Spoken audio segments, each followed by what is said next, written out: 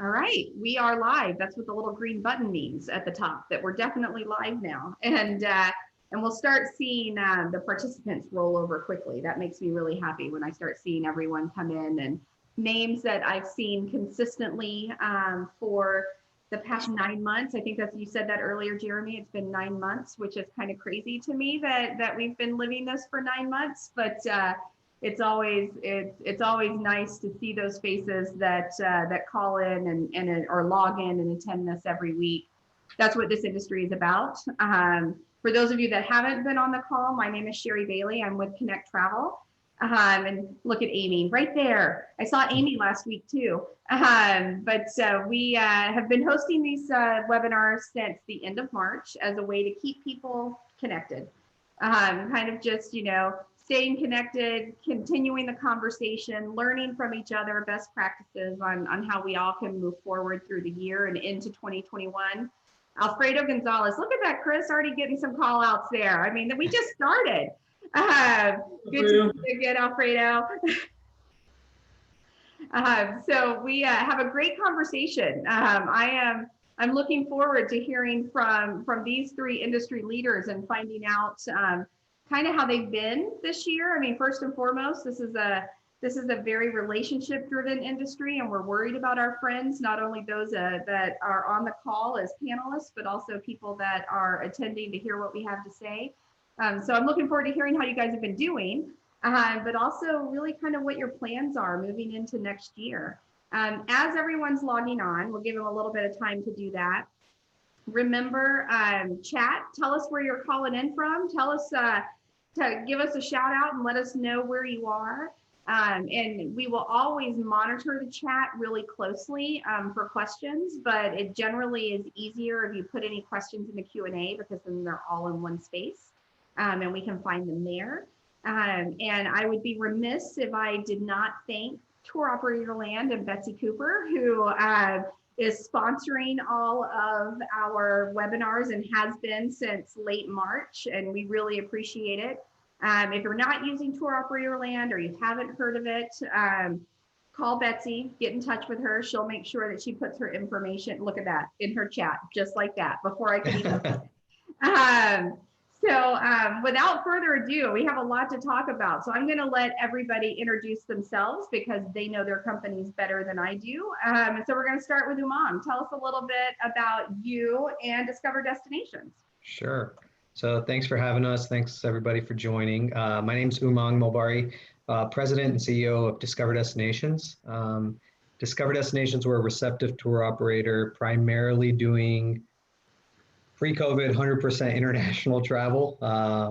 So groups to FITs, heavy focus on student groups and MICE. So our key markets were India, the Middle East, so UAE, Oman, Qatar. So obviously now business is shifting a little bit, so we'll talk a little bit about that. So thanks for having us. Yeah. So glad you're here. Thank you so much. I can't wait to hear kind of how you've re-identified maybe some of your markets. I refuse to say pivot anymore. So you've re-identified some of your markets that you're working on. Right.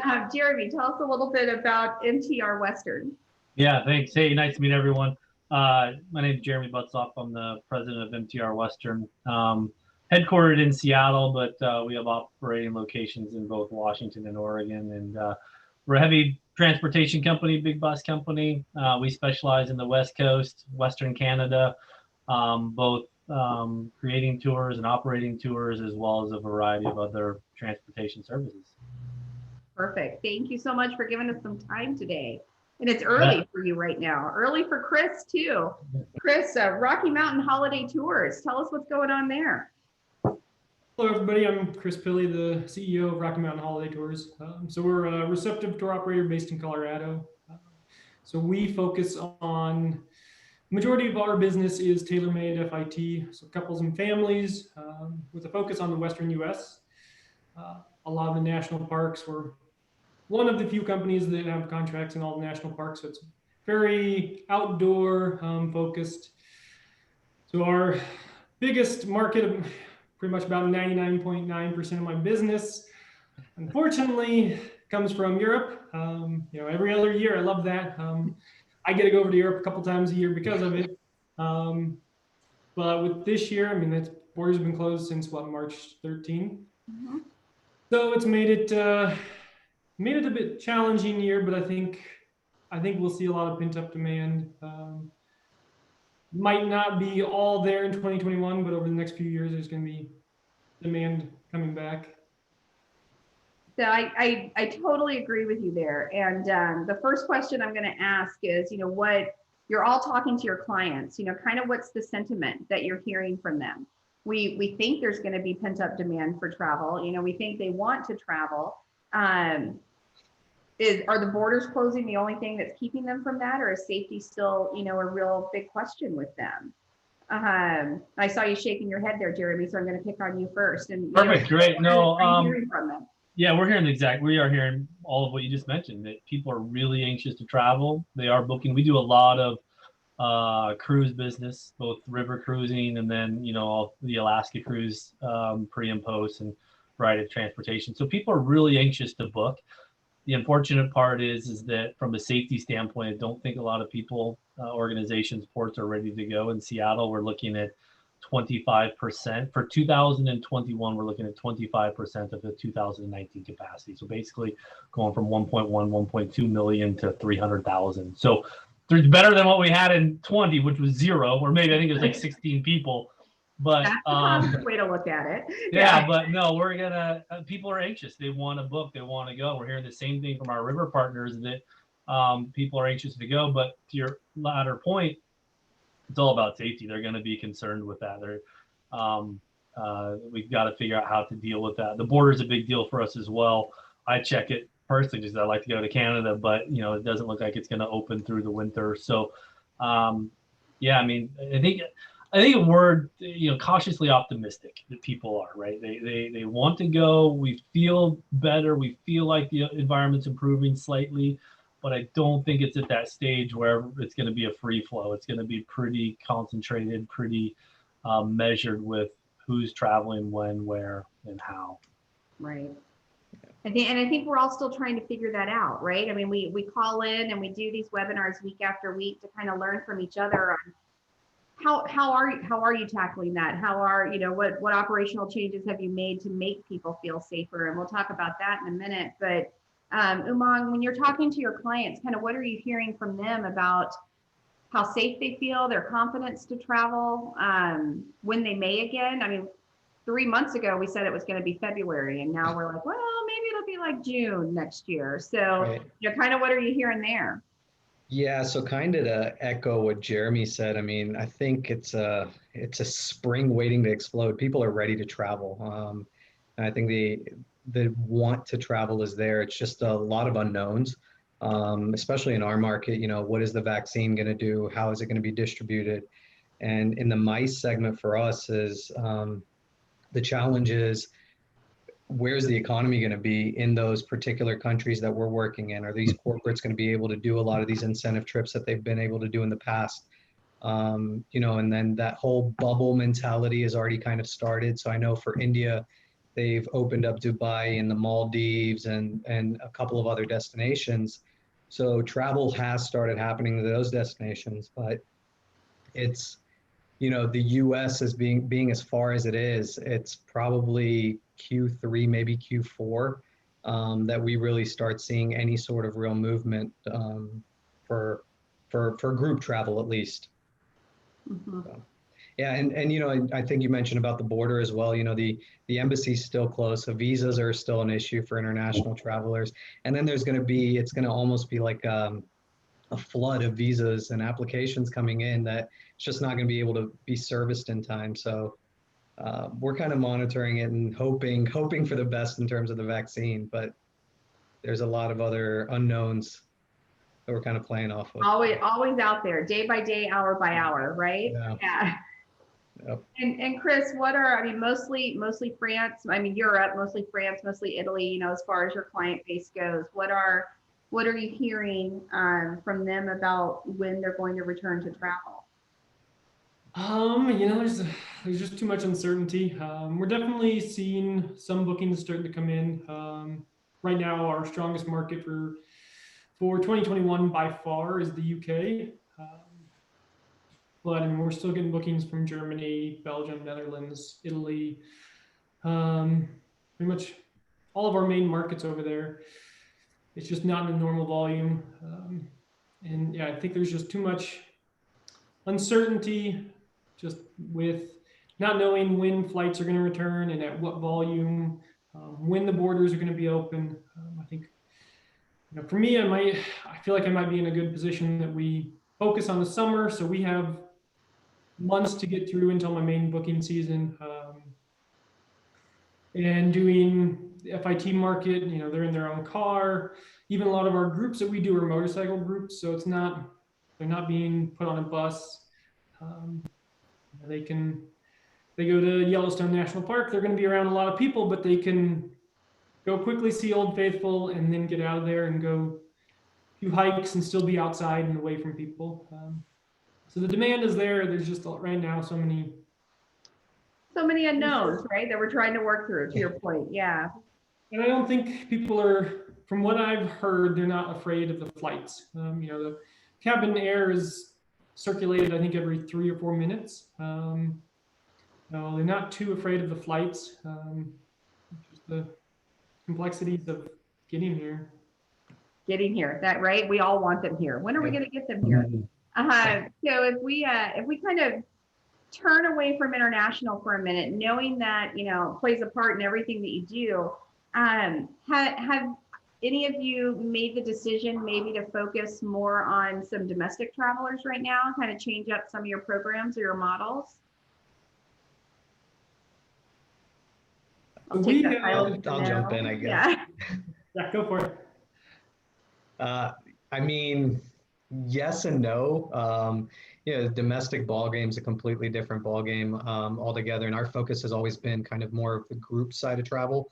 Right. And even domestically, group travel is really not happening to the same degree as it was in 19. So, it's just right now our main focus has been just kind of revamping things that we can do. Our products, our website, our sales and marketing efforts, and our business plan for the next 5 years when things start bouncing back, and how we're going to budget for shows and stuff. Like, that's really what our focus has been, more so than trying to get into a market that we don't have too much of an understanding of. Got it. I think that's really smart. And we've taken that same approach. Yeah. When all this happened, pivot was the word of the day, right? And right. We were all trying to figure out how to pivot and what we could do. And we took the tack right out of the gate. I think our first meeting about COVID was the 3rd of March. And within that first week or so, we were under a realization that this is probably going to be a year. And so we took that long-term approach right out of the gate. And because of that, we started, hey, how do we pivot? What can we do to, reinvent ourselves over that course of the year? And we've tried a variety of things, and we've had a lot of ideas. And quite honestly, in our executive meetings, that's been some of the fun stuff, because we get to be creative again and not just focus on all the negative stuff. And so maybe it's more therapeutic than it was actually effective. But we got to the point where we just realized, to your point, that let's focus on what we're really good at, and let's spend our time foundationally restructuring everything. Right. That's going to get us out of this much quicker when it does flip. And B, we're using all of the precious capital and cash that we have right now to sustain up what we have. We don't necessarily want to go blow that on something that we're not good at. That's not our core. Right. And probably we're going to burn through that pretty darn quick, because it just costs money to try new ideas and get out there and get going. So I think you're spot on. We spent a lot of the last 8-9 months just foundationally, what does that look like? How do we, it always, as a carrier, it always starts with safety. For us, it was revamping how we train the drivers, how we get all of the equipment done, maintained. And then there's the internal safety of just COVID, protecting people from COVID. How do we do that with electrostatic sprayers? What's our policy in the office? And then it was working with clients, working with systems. It's restructuring our management team of the company. So it's doing the little things to get ready to spring. I like your analogy about the spring extending as well. We're coiling up foundationally, ready to bounce forward when this thing flips. or when it starts moving that way. So that's what we've spent our time doing. Yeah, and what about you, Chris? So actually, prior to COVID, we were looking at just getting a foot in the door with the domestic market, but only on a couple aspects of our business. And that would be our activities and ranches, because those are things that we always have plenty of availability on, and typically don't have a separate contract, international versus domestic market. So we were looking at doing that. So we didn't get that done in time.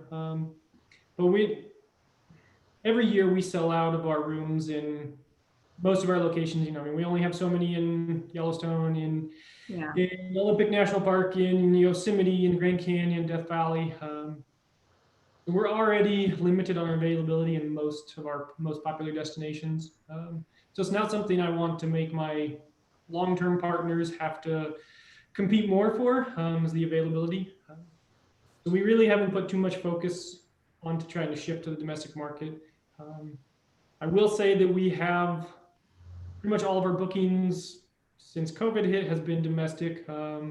Luckily, one of our UK tour operators has an outbound office in Boston that had plenty of people that couldn't go outbound, so they had to shuffle and change up what they're doing. So we ended up getting some domestic bookings, and that might continue some into the future, but that'll be a small part of our business. Right now our focus has been, one of the big changes is trying to get every activity company, get rates from them where we can do private tours. So if it's I see Donald from Lip Smacking Foodie Tours, but any tour, whether it's a walking tour, a hiking tour, a foodie tour, a Jeep tour, figuring out how we can book that for just 2 people or 4 people. It's going to cost more, but for the next couple of years, I think a lot of people are going to be looking for that. So that's kind of been our focus, is try to get as many companies that we used to have public group tours for to go give us private rates. And that's a trend that we've seen in all of these conversations week after week. We ask the question, has the focus changed? The other thing I said I'd never say, but I'm about to say, is new normal, right? So, but what are the clients asking for something different? Do they want? We saw the trend of private tours, like, hey, I don't want a big group tour, but a private tour, maybe a family unit. Outside, are they asking for rural destinations versus urban destinations? Are you seeing, all of you have mentioned you have some bookings for next year. Are you seeing a change in those bookings that ask for anything, to those points? Which is going to be hard for you to say, Chris, because all of your activities are outdoors. But that's one thing we've seen, with some of the operators in some of the markets is they're looking to kind of shift the patterns that they travel and things like that. So for us, moving to private tours, it's a lot more expensive, so it's not always in people's budgets, but we've seen that become a lot more popular, and that kind of in turn means they spend a little bit less on lodging. But then, so a lot of my destinations are already pretty rural. So there's not much change as far as the itineraries. They might spend less time inside the national parks or inside the gateway cities. But for the most part, the itineraries have stayed the same. So we have seen a huge increase in our ranch bookings. Before it was difficult to get people to understand, hey, it sounds like a lot of money up front, but it includes all your activities, your meals. You have to stay for 3 or 4, maybe 7 nights. So that a lot of times pushed people away, but we've seen a lot of those bookings pop up. And I think that, working with the European market, they're used to taking 2 to 3 vacations a year for 2 weeks at a time. So this is killing them. So they have some extra time. And they want to get out. They're saying, we'll spend a week at a ranch. That's fine with us. Just away from people and get relaxed. So, and it's that Western lifestyle, which encompasses the area I sell. So always fun. Yeah. They normally take, 2-week vacations. My weekend, I'm dying for a weekend away right now. So, So Umang, Q3, Q4 is what your travelers were looking at. Are they asking? I mean, are they want to book the same thing, or are they asking for a change in their itineraries? Yeah, so we have, I mean, I say Q3, Q4, I mean, in terms of MICE, our leisure travel, we've gotten some things on the book for the later part of Q2 and into Q3. And those were our standard packages that we've always kind of done. Now, obviously, pretty much everybody in the travel industry right now is trying to revamp, and they've got a lot of extra time. So they're all trying to develop new products. So I think everyone is kind of asking, what else can we do rather than the major cities? How can we kind of club these things together? Will those packages necessarily sell? We really don't know, but because they have the time to kind of explore, there's been a lot of education that's kind of happening into, a tier 2 or a tier 3 city that maybe that client didn't have time to explore at that time. So, yeah, I mean, but we've got our baseline products. We've added a few different products into the portfolio, but other than that, it's pretty much been standard what we've been doing for the past 10 odd years. That consistency is good, and but also adding some of those new destinations. I mean, we've all had time to look at our operational and strategic plans and update those, and it would be silly to think that travelers aren't looking at the same thing, right? Yep. So one thing we've heard is maybe a hybrid of that they still want to go to that tier 1 urban destination, but they're not going to stay as long in it.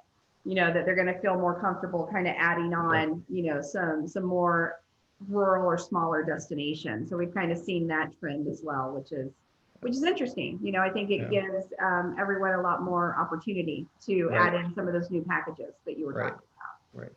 Right.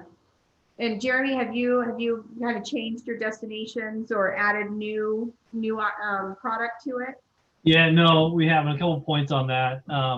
Kind of like Chris, we originate in big cities, San Francisco, Portland, or Seattle, but most of our trips are all headed out of the cities. They just originate, grab from the airport, and go. And what we're hearing from our clientele is we just want to go. We just want to get going. Like, I don't care if it's what we did last year or what, if I'm comfortable, I just want to go, and I want you to make sure that we're safe as possible. And so we're kind of taking a conservative because I don't think 21 is going to be spectacular, as we've already talked about, but we're kind of taking a conservative approach into 21 and just baseline products and focusing on getting people out. And then we'll figure out kind of a test and learn and figure out as we go through 21 what 22 can do and what the appetite for people to continue to travel, and then maybe get back into more normal travel pattern, into 22. So I love that. So you touched on it a couple of times now, is our industry always has a way of overthinking things, right? So we're just overthinking it. People want to go. That's what we're hearing from them. But you touched on safety a couple of times. So how are we keeping them safe? You talked about electrostagnetic sprayers.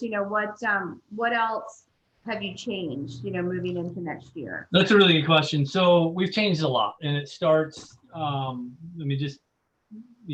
our executive team down, every office we have temperature checks. Masks are required in our office if you can't socially, and there's not a lot of people in our office, let's be real right now, unfortunately. But if you can't distance within the office, everyone has a mask on. We actually have a lot of people. Most of our team is working remotely, and that'll probably be something that continues on at least through 21. We're encouraging that. We do get Wednesday's finance day, so the finance team will come in on Wednesday. Other than that, they're working remotely. We've changed all of our technology, or a lot of our technology, so that we're more nimble and we can do everything remotely, even writing checks, all of some of those things, right? It's just really about cleaning and safety and distance. We have cleaners go through our offices 3 times a day to wipe off high touch points. We take that and then we marry that over to the assets, the motor coaches themselves.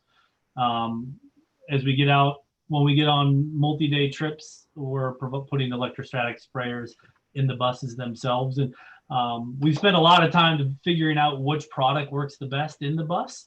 from a residue standpoint, from a smell standpoint. We've tried a variety, and we've landed on one that works, that we think works really well.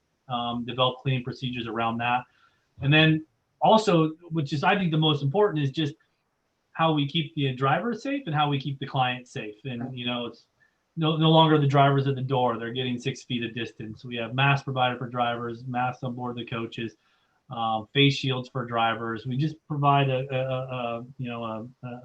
arsenal of tools. There isn't one. We don't think there's one method or one thing is going to do it. It's a combination of everything. And so far we've been successful with it, but we are not carrying that many people. So that's really the big thing. Safety is the biggest thing for us, is keeping our people and our clients, and then the assets safe. Got it. Chris, you have motorcycle tours, you have some FIT in their own car, but have you changed any of your safety protocols or updated safety protocols for tours that might make clients feel a bit more comfortable? So from my standpoint, that's kind of difficult. So in the office, we're mostly working remote. Most of us are in our own office.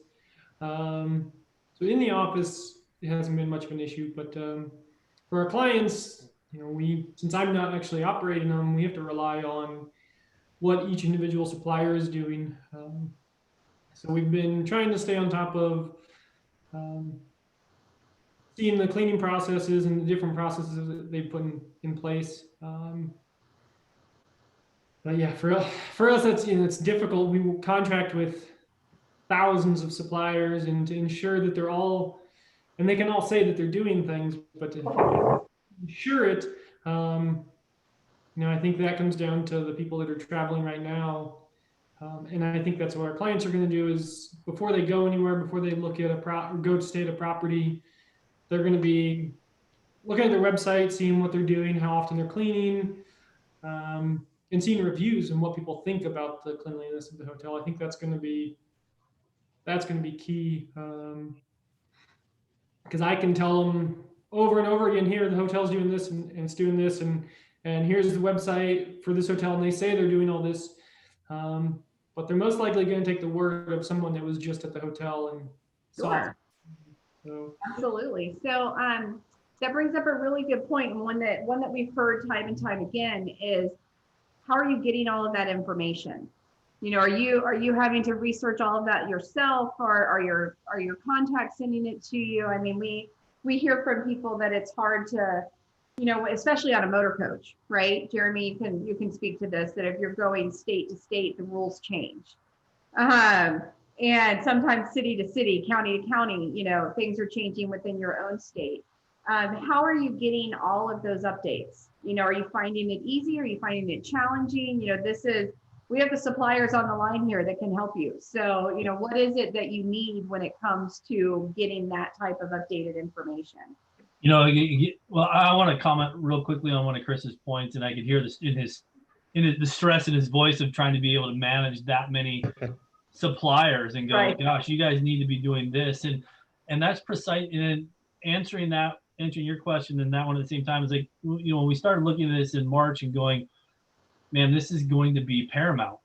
This is going to be the priority for us getting back to business. Everyone on this getting back to business is how we tackle this collectively. And if we aren't all on the same page, if we aren't all going to the nth degree, to me, it really feels like if we have an outbreak over here, it's going to impact all of us. We're all in this together. And for us, I don't really care what all the states are doing. We're going to go to the nth degree, and that's going to be our standard.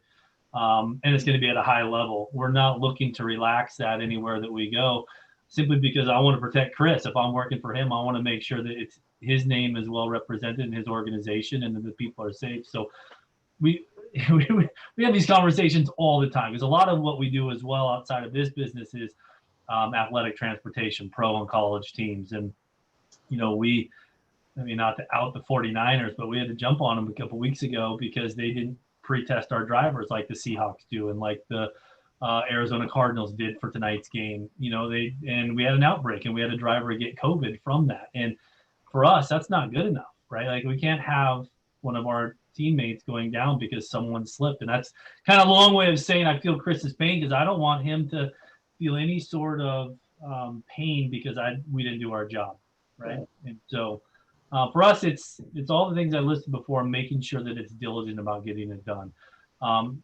How we find out about that, we rely on the other drivers that are out there. You know, see something. Our saying is see something, say something, and it's, you know, we're all in this together. We're not going to get out of this, and someone else. We all have to do our part to get out of things. Is what I'm trying to say. We also just get some feedback from clients on the bus. We had the Oregon Ducks the other day, and one of our colleagues mentioned that a driver wasn't wearing a mask. So you know, we're on the phone immediately going, hey, what's going on? Oh, I was loading bag, whatever. Well, okay, I don't care. Just put that mask on, because public perception is one thing, and we don't. It's so important to do the right thing in this situation. So that's the stance we take. We're gonna go high, and if it's overkill, then fine. I'm okay with that. I'm totally okay with that. Good with that, to get that consumer sentiment up for sure. Umang, when it comes to safety procedures, protocols, you know, has anything changed in the way you're operating? Yeah, to answer your last question and also this one, I mean, you know, we're kind of in a similar position as Chris. We work with so many different suppliers. We're kind of relying on them to follow the procedures that they have in place. You know, and it's really difficult for us to make sure that they do what they're saying they're going to do. And is it up to the standard? So we're setting up standards that we expect, of course, you know, with the mask, the hand sanitizers on board, you know, a safety shield in front of the front seat before the driver, having a temperature check for the tour guide before they step on the bus, things like that we can kind of control, and making sure that those things are happening. But in terms of cleaning and stuff, we just have to rely with our suppliers. And if they really do it or don't, there's really no way for us to know unless a client comes and tells us. And, you know, in terms of our office, everybody is working remotely, and that's going to be the case through probably Q1 entirely. And, you know, we'll kind of reevaluate after that point and see what we do. And also in terms of how are we getting the information? Right now, the information is everywhere. And it's extremely difficult to kind of, you know, we've got to call independent suppliers. We've got to call, like if we're working with this hotel or this attraction or this tour guide, they have their own set of rules. They've got their own set of protocols and own set of equipment that they're using. And I think that's been the most challenging part, is having a universal consensus on everybody kind of doing the same thing, rather than working city by city or, you know, state by state. If we're able to come together on something that this is the procedure, I think that speaks volumes to be able to sell the U.S. as a destination rather than Georgia or, you know, Colorado or Oregon. So. Right. No, absolutely. And it brings me, I was going to bring up that the WHO and the WTTC, you know, have created almost like a badge program for cleanliness and safety, that a lot of hotels, you know, independent as well as chains and destinations are going through that certification process. Does that help when it comes to, you know, consumer sentiment and your overall safety that you're promoting, or those types of programs, whether they be individual? A lot of destinations throughout the U.S. have created their own safety procedures and certification, if you will, for their partners in the city. And then at a world level, the WHO and the WTTC. Are those types of certifications important when you're selling to your clients? I think that they are, to a certain degree. Again, I mean, I think it's going to depend on the credibility of it, because there's going to be so many different certifications that happen. You know, with Marriott working with Lysol and Delta working with I don't know who, and, you know, with everybody kind of working their own way, if an organization like WHO has it, and then if that's what we really push, I think that could definitely help. But if USTOA has their own, the WHO has their own, the United States has their own, you know, the state of Georgia has their own, it's going to be, which one do you kind of push? Right. Is the question. Right. I'm in complete agreement with what he just said. Yeah, there needs to be a standard, and it needs to be uniform, or people they don't know which way, right? They Right, don't know exactly. which is the way to go. I'm on that train for sure. Let's switch to marketing for a little bit. And, there's two sides. Some people say, oh my gosh, you shouldn't be marketing or selling at all. And the other side of that coin is, well, you have to at least keep your name out there and active. And what are your thoughts on marketing right now? Obviously, we're trying to get bookings for 21. We know they won't be huge, but we're trying to get them. So what kind of marketing are you doing right now? What seems to be working the best in your markets? Umang, I'm going to put you on the spot and start with you. You're going to put me on the spot? Yep. Okay. Mhm. I think that's a Just like great that. question. Yeah. I was sitting there, I was like, oh God, I got to think about this one. So our entire marketing and sales team internationally is still in place. And, we didn't do any sort of layoffs or cut down on hours or anything internationally, because I know the presence of our company is going to be important, and knowing the stability is still there with the organization. So in that sense, we've kind of kept those familiar faces in the markets. In terms of shows, again, everything comes down to budgets right now. There's no revenue coming in, and it's extremely difficult to budget for a show that, we really don't know when travel is going to start again. If you can tell me, May 1st, that travelers are going to start traveling, international travel is going to start, I'll start pumping money in towards, marketing and doing shows and doing everything. But right now, the unknown has really kind of limited us in terms of how much are we putting into the marketing platforms. The few things that we've been doing is we've done some training webinars, and I think now people are, at least our international clients, are kind of like, we're kind of done with Zooms and webinars and stuff like that. We've done so many different trainings. We've done, giveaways, contests, like we'll probably do something for Christmas where we do like a trivia thing, just to kind of keep our face in the industry and, send emailers out to the masses. Yeah. That's awesome. We've had a lot of people working social, working their Facebook, their LinkedIn accounts, and doing email campaigns with their current clients. So I laughed because, right, training webinars, I think we're all Zoomed out, right? I think it's great that we can see each other, but, how do we take that to the next level? How do we do something different with that? Chris, talk about a little bit of marketing. Has it been, current clients, anything to attract some new ones? What are you doing? So I guess first off, we typically don't do a ton of marketing. I consider our marketing budget the trade shows, which a lot of them for 2021 have already gone virtual or completely been canceled. And I have a feeling that my attendance at trade shows will be very last minute, dependent on how things are going. Again, it comes down to budget. So, we talked about this, I think, prior to going live, that this is very much a relationship business. So for me, it's been reaching out to the tour operators that I currently work with,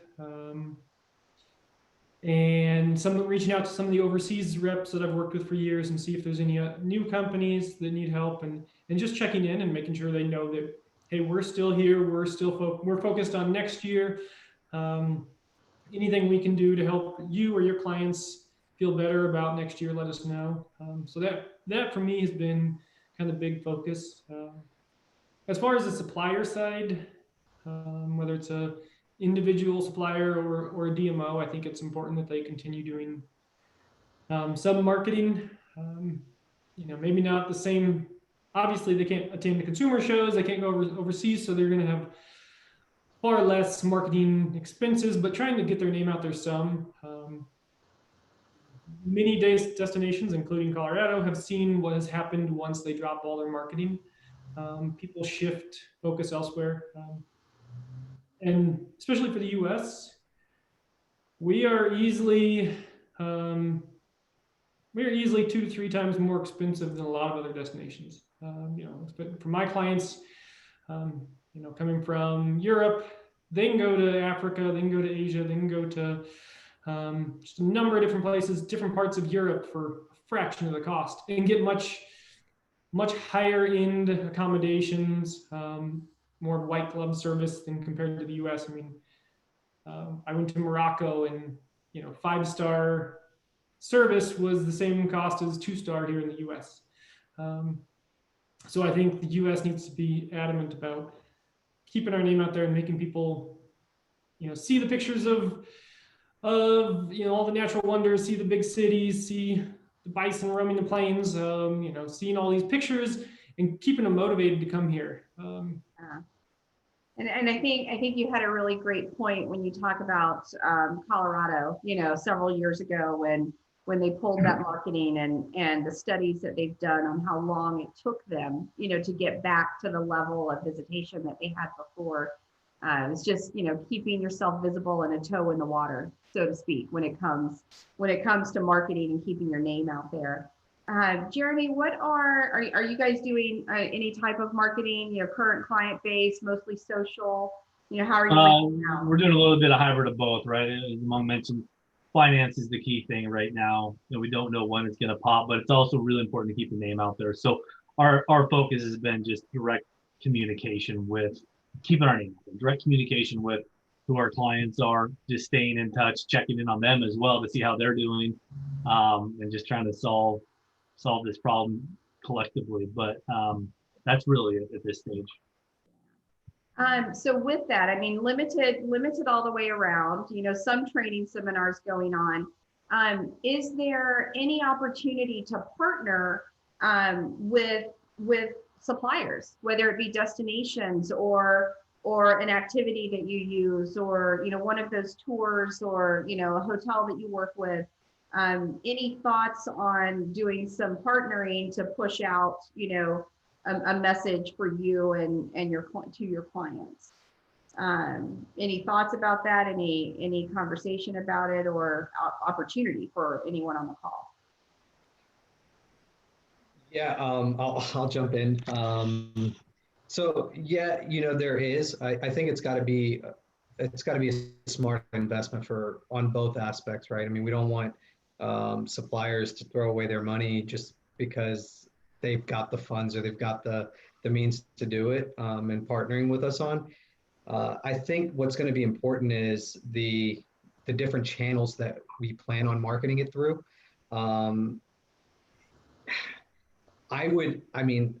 It's probably not the best thing to say, but I'd honestly probably wait until at least Q1 to know where the vaccine's at before partnering with anybody on doing anything in this sense. But that doesn't mean that, what Chris said was dead on too. I think it's going to be really important for DMOs and to continue marketing in these destinations, because we're competing as the United States, we're competing against the world. And for us to pull out of those destinations it's going to be even harder to climb back out of it. So.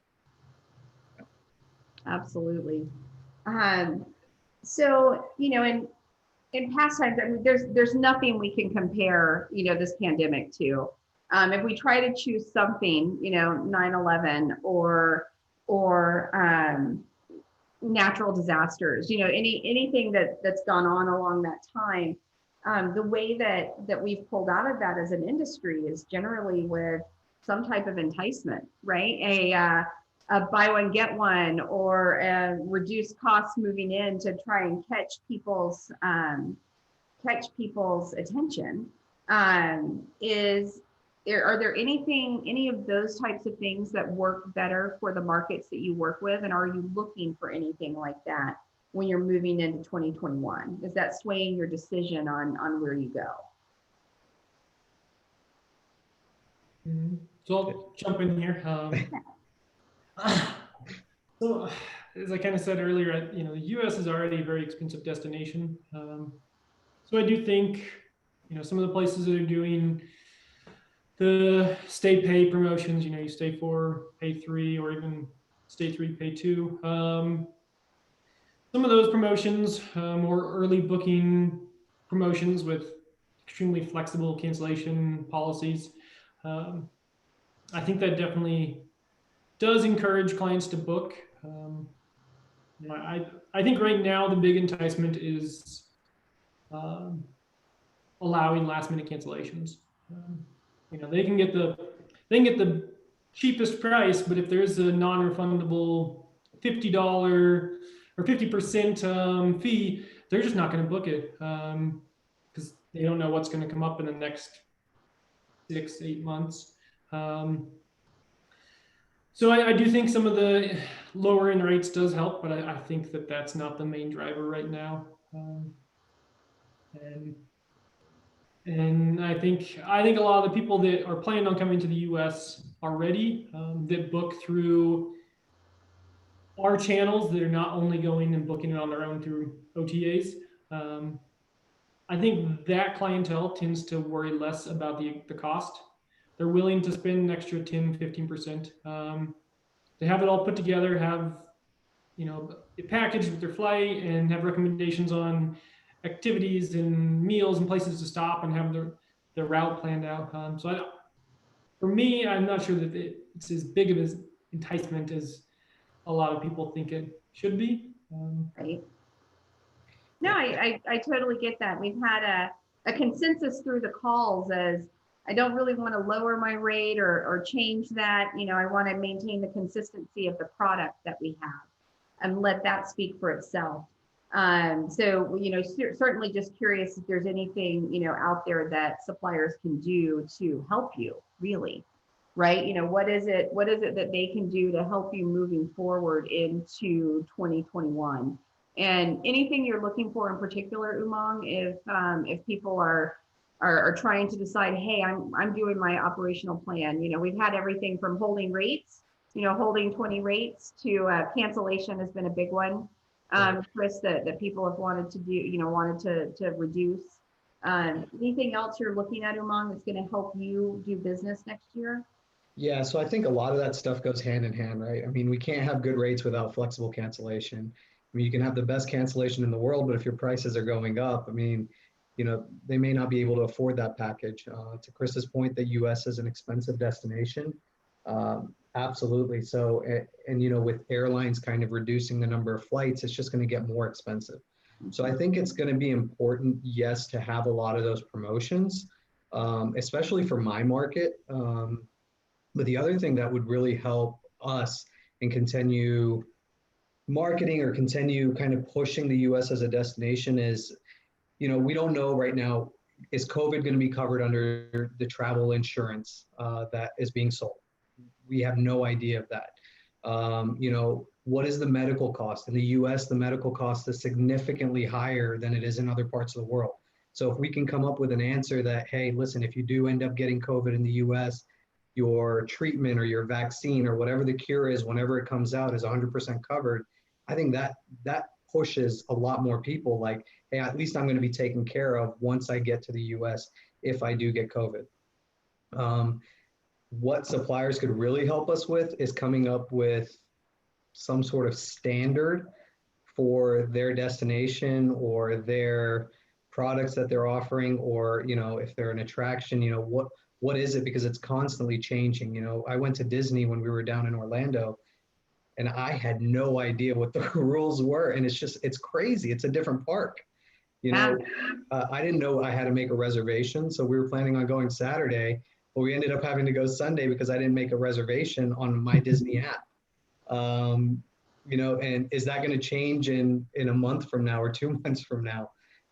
And how does that work with groups? Like if I've got a group of 200 people, does everybody have to download the My Disney app and individually go in there and make bookings? Or is there a group platform that I can book through? Or, we don't know any of those things.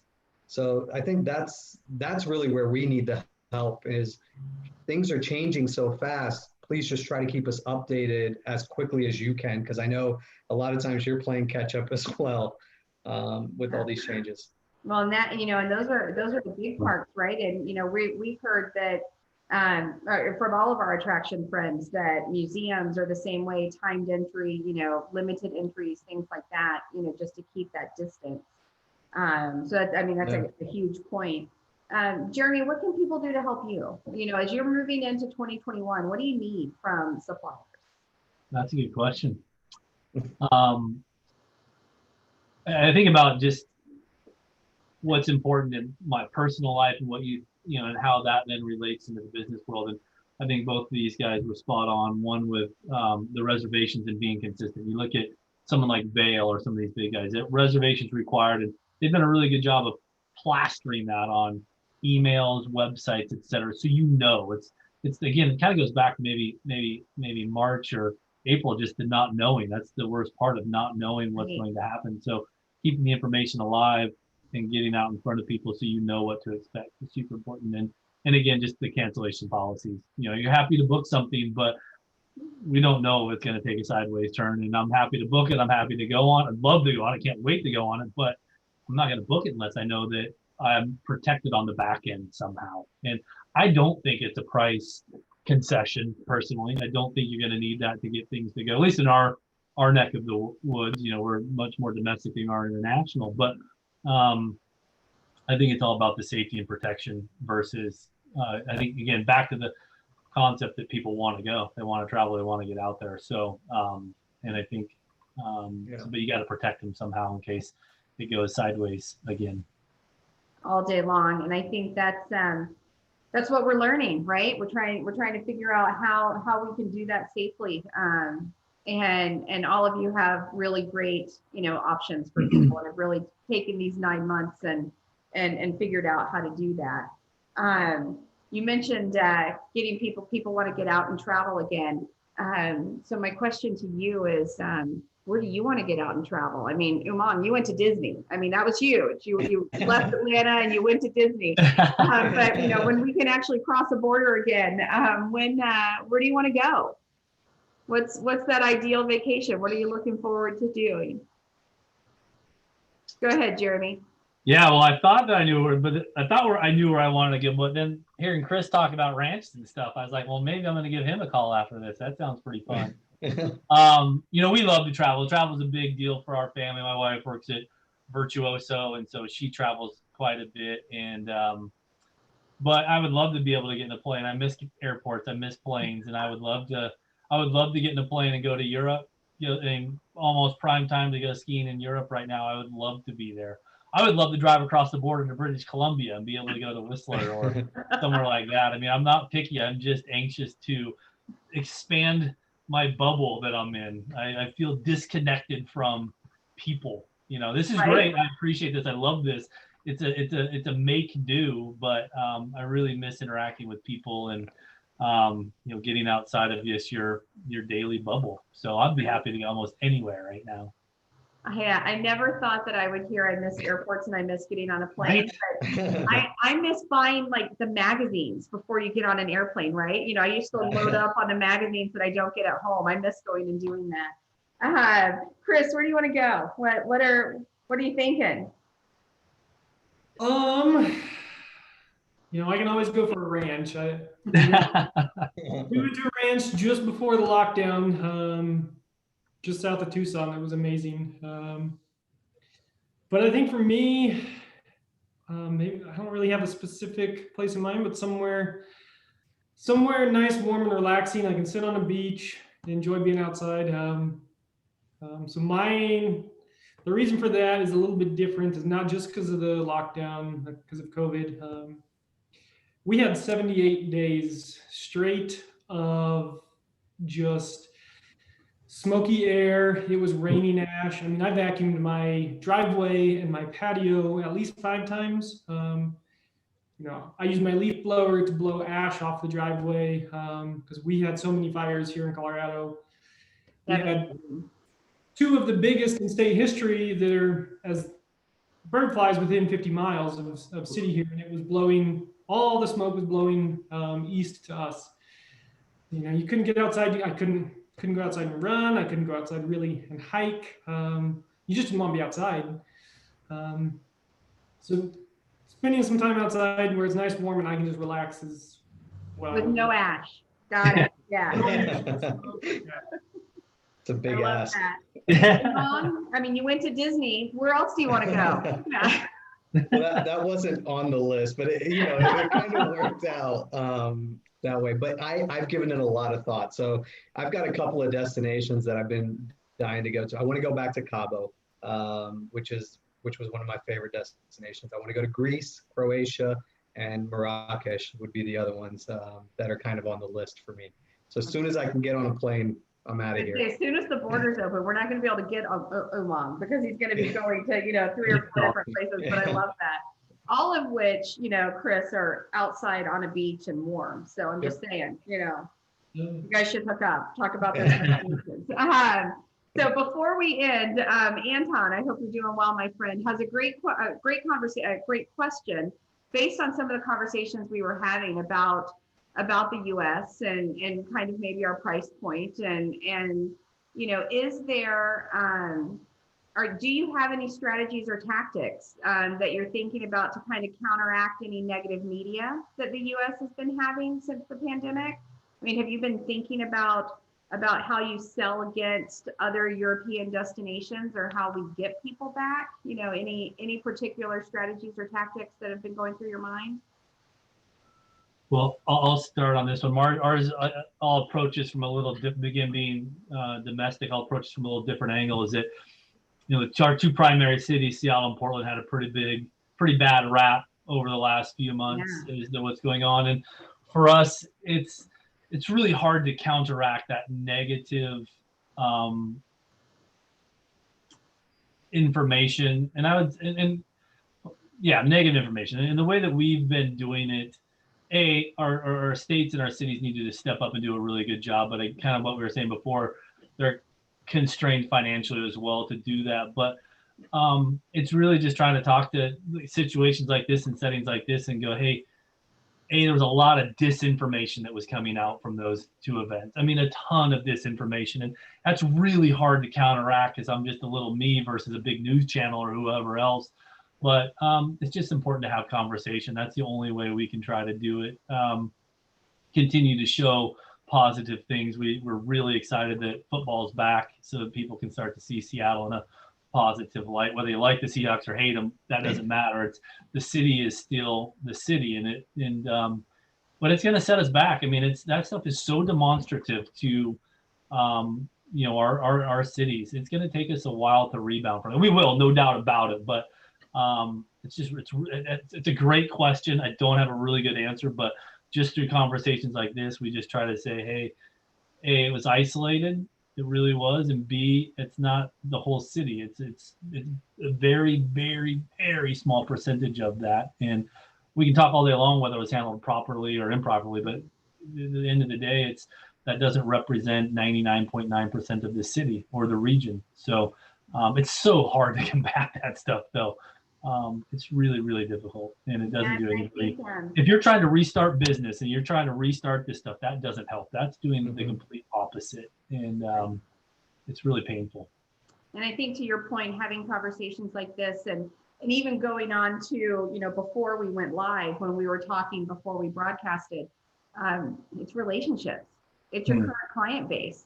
It's maintaining those, what we're doing right now to help get that word out and a trust factor that your clients have with you, which clearly all 3 of you have maintained those with your clients that you've worked with year after year. So we have 1 minute left. I knew this would go very quickly. I told you guys it would go very quickly. So I'm going to leave this minute for you guys to give us some words of wisdom.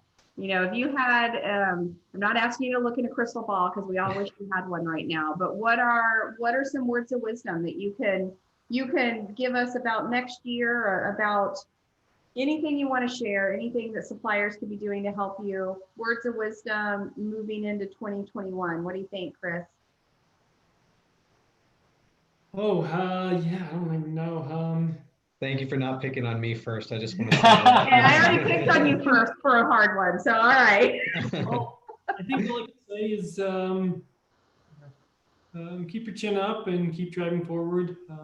I mean, we've all seen it, and I think many people in the industry are seeing that there's demand for the industry to come back. People want to travel. So it's there, it'll come back. We just don't know when. So you just have to keep your head up and keep pushing forward, and that way when it does come back, you're ready. Yeah, absolutely. And Robert, happy holidays to you too. I'm glad that you tuned on. Jeremy, what about you? Words of wisdom? Yeah, it's similar to what Chris said. It's just be positive. It's really to find the optimism and find the shiny side on everything. And it's been really difficult with COVID, politics, all those other things, and just the economy. It's been really difficult. And I found myself a week ago, we were on a similar call with some industry people, and we were having a conversation. I just noticed myself pretty negative for probably a week or two, which is pretty uncharacteristic for me, but I recognized it in through that conversation. And it was just, for me, I had to refocus and make sure I was being very diligent with creating and generating that positivity, especially as a leader of the organization, and making sure that gets out, because it is going to turn around. It's going to get there. This too will pass, right? But man, it's driving positivity and just keeping a really optimistic, strong outlook that we're going to get through this. We're going to get through this. Absolutely. And Tourism Strong, we're going to get through it together and having conversations like this. All right, Umang, hit us with it. What are your words of wisdom moving into next year? Yeah, I mean, I would just echo what these two guys said. I mean, it's dead on. I mean, we're at the bottom. I mean, we're going up from here, right? I mean, so stay positive. Know that we're bouncing back now, and when we do start bouncing back, it's going to hit in a big way. So just be prepared. Let's communicate. Let's keep these engagements going, and we'll all make it to the other side of the tunnel. And I think, we can all see the light now. And I think it's fair to kind of say that we're seeing the light at the end of the tunnel. So yeah, look forward to it. Totally agree. We kind of did this positive to what the heck are we going to do? And now we're all starting at zero and moving back up. And we are going to get through this together by having these types of open, honest conversations. Right. So I can't thank you enough for taking time out of your day and having this conversation with us to help everyone on the call make plans moving into next year. I should say that obviously next week is a holiday, so we will not be having a webinar next week for obvious reasons. So from the Connect team to everyone on the call that keeps tuning in week after week, have a great holiday. And we will be back the first week of December with more fun conversations with friends just like this. So thanks everyone for tuning in. And have a great weekend. Talk to you soon. Take care all. Stay safe. Take care, guys. Thank you. Bye.